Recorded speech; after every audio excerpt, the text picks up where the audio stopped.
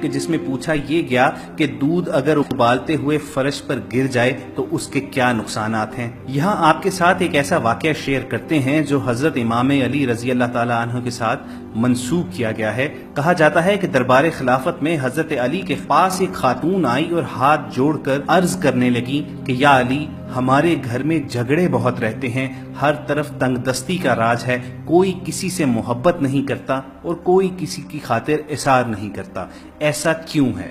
اس عورت کا یہ سوال کرنا تھا کہ حضرت علی، جنہیں باب العلم کہا گیا یعنی شہر علم کا دروازہ کہا گیا ہے حدیث میں، فوراً معاملے کی تہ میں پہنچ گئے۔ یہ حضرت علی ہی کی شان تھی کہ چند لمحوں میں انہوں نے وجہ اور حقیقت کا سراغ پا لیا۔ انہوں نے کہا کہ اے خاتون، مجھے تم یہ بتاؤ کہ جب اپنے گھر میں اللہ کا فراہم کیا گیا رزق استعمال کرتے ہو تو کیا اس میں سے کچھ ضائع بھی ہوتا ہے؟ اس عورت نے جواب دیا کہ یا علی، جب میں اپنے گھر میں دودھ ابالتی ہوں تو وہ تھوڑا ابل کر زمین پر گر جاتا ہے۔ حضرت علی مسکرائے اور جواب دیا کہ اے عورت، جب اللہ کا دیا گیا رزق پامال ہوتا ہے یعنی پیروں میں آتا ہے، اس کی توہین ہوتی ہے تو اس گھر سے رزق اٹھ جاتا ہے، بے برکتی آ جاتی ہے۔ چنانچہ جب تنگ دستی اور غربت آتی ہے تو تمہارے گھر میں لڑائیاں جھگڑے ہوتے ہیں اور پھر بے سکونی اور بے برکتی آتی ہے۔ تم اللہ کے دیے گئے رزق کی حرمت بحال کرو اور ضمانت لے لو کہ تمہارے گھر میں برکت اور سکون اور رحمت واپس لوٹ آئیں گی اور سب کے دلوں میں اللہ تعالیٰ محبت ڈال دے گا اور اللہ تعالیٰ تمہارے گھر میں رزق کی فراوانی عطا کرے گا۔ خواتین و حضرات، بظاہر یہ بڑی معمول کی بات لگتی ہے۔ ہم اکثر اپنے گھروں میں دیکھتے ہیں کہ مائیں بہنیں چولہے پر دودھ ابالنے کے لیے رکھ دیتی ہیں اور پھر وہ دودھ چولہے کی تیز آگ پر ابلتا رہتا ہے اور وہ اپنی بے خیالی بے دھیانی میں اس کو بھول جاتی ہیں اور اللہ کا نور، اللہ کا دیا گیا یہ رزق ضائع ہوتا رہتا ہے۔ یہاں اگر چند ذہنوں میں کچھ تشکیک، کچھ سوالات ابھرتے ہیں تو ان کے لیے ہم ابن ماجہ کی ایک حدیث شیئر کر دیتے ہیں کہ حضرت عائشہ صدیقہ رضی اللہ تعالی عنہا فرماتی ہیں کہ تاجدار عرب و عجم حضرت محمد مصطفیٰ صلی اللہ علیہ وآلہ وسلم گھر میں تشریف لائے اور روٹی کا ایک ٹکڑا زمین پر پڑا ہوا دیکھا۔ آپ نے اس کو اٹھایا، صاف کیا اور کھا لیا۔ حضور مکرم صلی اللہ علیہ وسلم نے حضرت عائشہ صدیقہ کو فرمایا کہ اچھی چیز کا احترام کیا کرو، رزق جب کسی سے بھاگتا ہے تو لوٹ کر نہیں آتا۔ مقاصد حسنہ میں بعض علماء سے نقل کیا گیا ہے کہ گیہوں اور دیگر اجناس جب پاؤں میں آتی ہیں تو وہ قحط کا سبب بنتی ہیں۔ ابن ماجہ ہی کی ایک روایت کہ حضرت عبداللہ بن عمرو رضی اللہ تعالیٰ عنہ سے روایت ہے کہ ہم 10 آدمی حضور اقدس صلی اللہ علیہ وآلہ وسلم کی خدمت میں حاضر تھے۔ آپ صلی اللہ علیہ وآلہ وسلم ہماری طرف متوجہ ہو کر ارشاد فرمانے لگے، 5 چیزیں ہیں، میں خدا کی پناہ چاہتا ہوں کہ تم ان کو پاؤ۔ جب کسی قوم میں بے حیائی کے افعال علل اعلان ہونے لگے تو وہ طاعون میں مبتلا ہوں گے اور ایسی بیماریوں میں گرفتار ہوں گے جو ان کے بڑوں کے وقت میں نہیں ہوں گی۔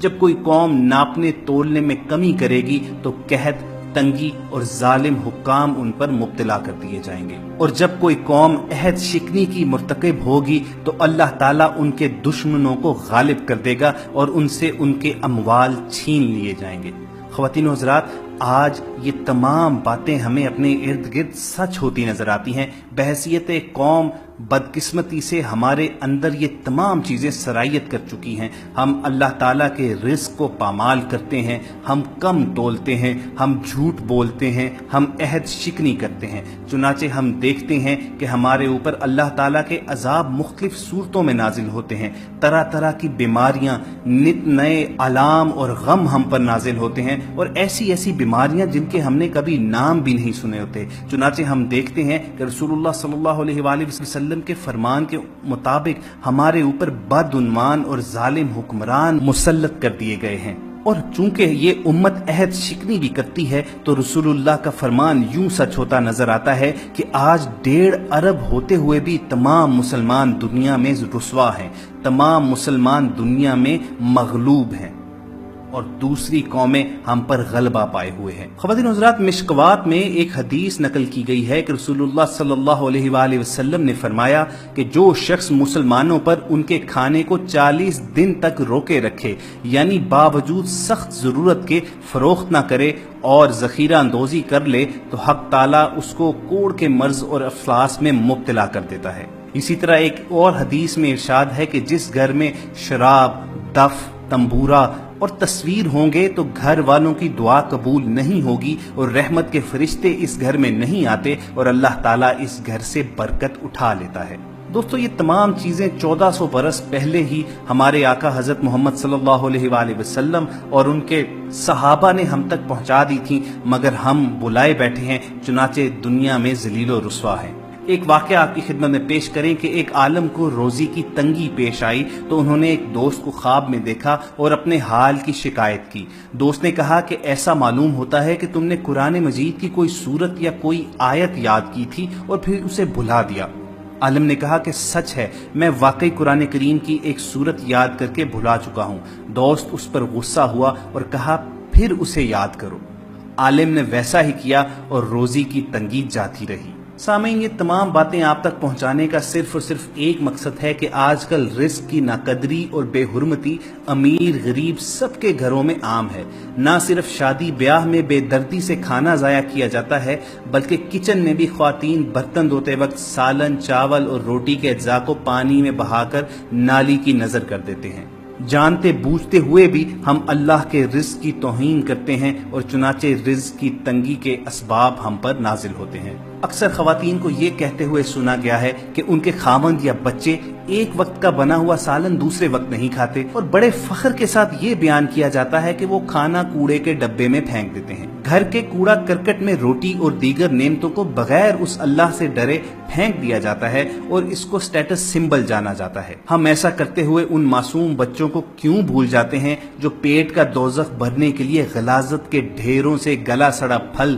اور سبزیاں اکٹھی کرتے ہیں؟ ان سفید پوش لوگوں کو کیوں بھول جاتے ہیں جو ایک وقت کا کھانا اپنے معصوم بچوں کو دے پاتے ہیں اور دوسرے وقت محتاج اور لاچار ہوتے ہیں؟ اکثر بیویاں بڑے شوق سے بڑے فخر کے ساتھ یہ بیان کرتی ہیں کہ اگلے دن کا بچا ہوا کھانا اگر رکھوں تو میرے میاں ٹرے اٹھا کر دور پھینک دیتے ہیں۔